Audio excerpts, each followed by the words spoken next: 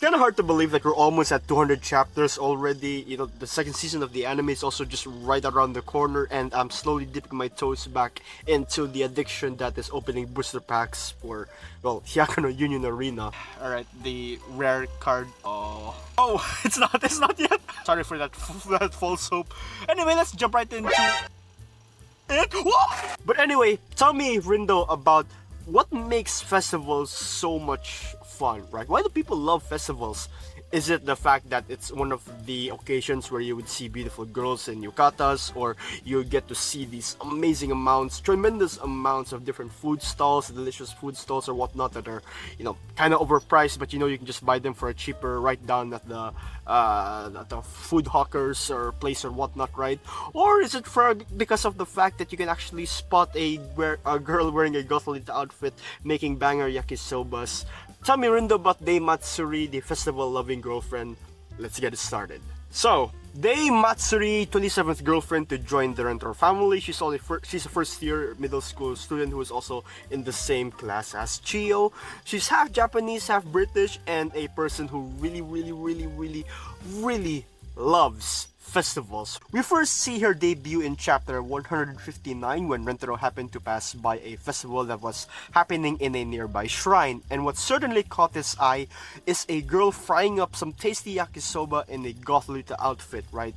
I mean, who wouldn't notice something, you know, like that, right? I mean, I know I would.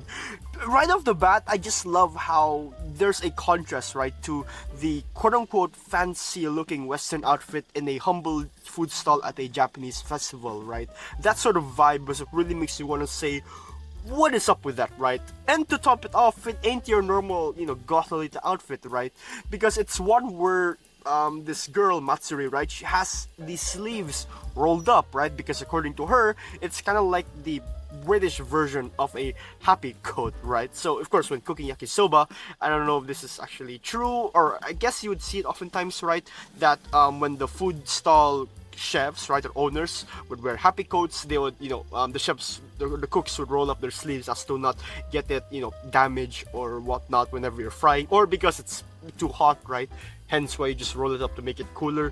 I don't know the specifics of it, but that's just my theory, right? If I'm right, then yeah, you know, because if I'm cooking somewhere, especially with a grill, right, and cooking yakisoba, it tends to be hot, and I would really like some ventilation sleeves. Best answer for that, right?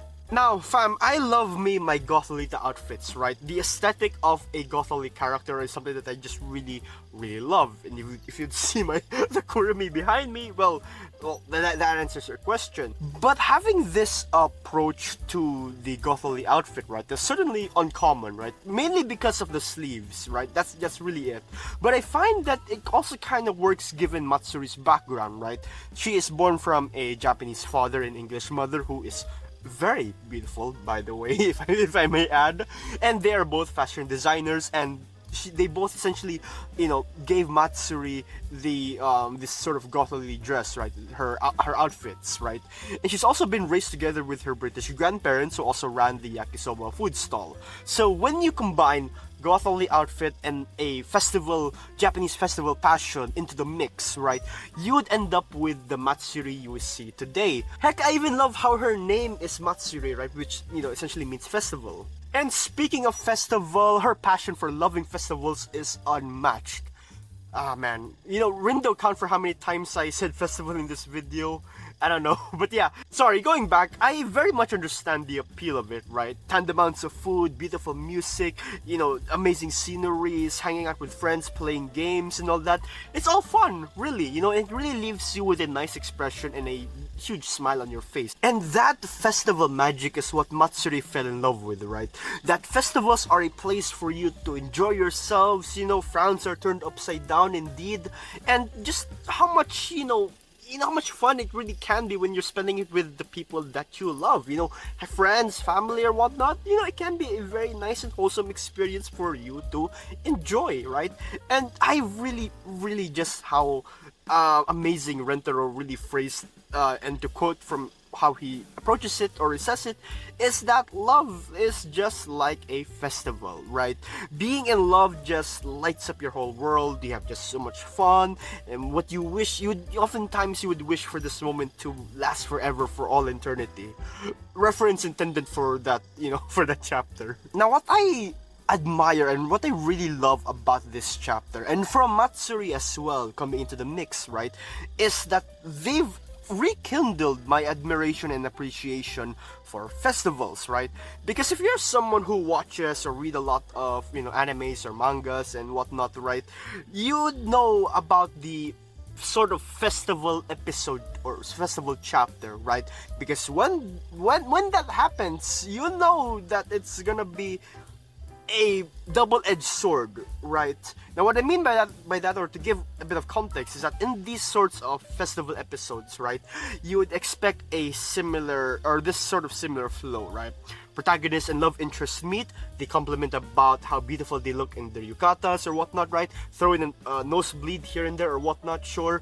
They go through each of the food stalls, right? Then when it's time for the fireworks to start, the protagonist and the love interest are at a secluded place, right? And they wanted to, a confession is supposedly bound to happen, right? But these fireworks then starts up, and then it flushes out the words that the protagonist supposedly should mutter to the love interest about, like, I have a confession to make, boom, fireworks starts, and it's ruined, right? It's ruined. Primarily because right after the fireworks ended, right, nothing good happened. So it comes out as, sorry, what did you say? Or even worse, an actual rejection, right? They did hear the confession, right? But it turns out to be a rejection, right? It's really at the climactic moment of a fireworks show that really has a lot of, these moments, frustrating moments, for lack of better term, right? And again, we'd have, because of things like this, we'd have to wait another 500 chapters until the actual confession, or something like that, right? Worst case scenario, there'll also be some super dramatic, plot lines or elements that would happen here and there, a fight or whatnot, whatever the case, right? The point is that festival settings and a story can have both their pros and cons, right? It's beautiful, but it also can be a point in the story where things can go down. And that sucks, right? Good lord, Matsuri's confession to Rentaro, Rentaro heard her loud and clear, right? And he gave her the appropriate response, yes, I will go out with you. Cute, it's beautiful. And then all of this happens while there's again, the show of fireworks happening, It's beautiful, really beautiful. And from this confession, Matsuri now enters the Rentaro family, which really, is just so amazing. Another thing I want to discuss is the synergy with Matsuri entering the Rentaro family, right? And how she, essentially interacts with a lot of them. First and foremost with Chio, right? Aside from being in the same class together, they also have a similar interest of, of cooking food, right? Especially as seen in the chapter right after Matsuri's debut, right? She and Chio had a little bit of a contest, but it all went okay, and they're now really, really good friends, right? Really good friends. Matsuri also has a keen connection with girlfriends like Yaku or Nadi, who are, essentially these two are, as Japanese as they can be, right? Or traditionalists in Japanese culture, for lack of better term, right? Or if I'm using that phrase correctly, right?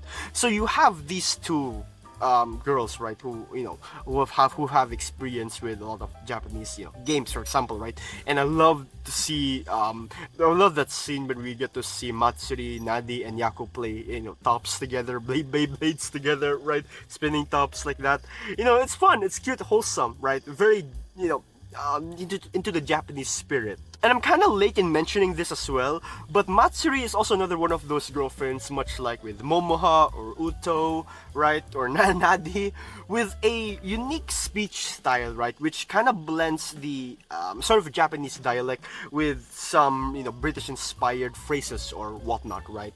So I guess this also kind of depends from, translation to translation or whatnot, and the styles of how you approach it. But, I guess that's the gist of what I got from her. I guess the bottom line is that Matsuri is very energetic and very unique whenever she would talk, right? Her dialogue has, again, so much energy in them, and she's really the type of middle schooler, much like Kurumi or Uto, who's like, no holds bar when it comes to speaking, right? As seen in her conversations within the Rentaro family, we get to see Matsuri express her words in a much more, similarly in a casual tone, not minding formalities and such, for example. Speaking of her chapter together with Saki, and when they both tried to, impress Yaku, really what also made me want to talk about this bit right here, right? But I guess, at the end of the day, I just find Matsuri to be a very entertaining character, right? She's one who's very passionate when it comes to spending time and protecting, standing up for those that she holds dear to her, right? Very sweet, and yeah, the best way I can describe Matsuri in a phrase or sentence is that she's really like a person who makes each and every chapter feel like a festival of fun, laughter, and love. With that being said, thank you for listening, family, and take care. Shout out, by the way, to all of the Matsuri fans out there. You're cool.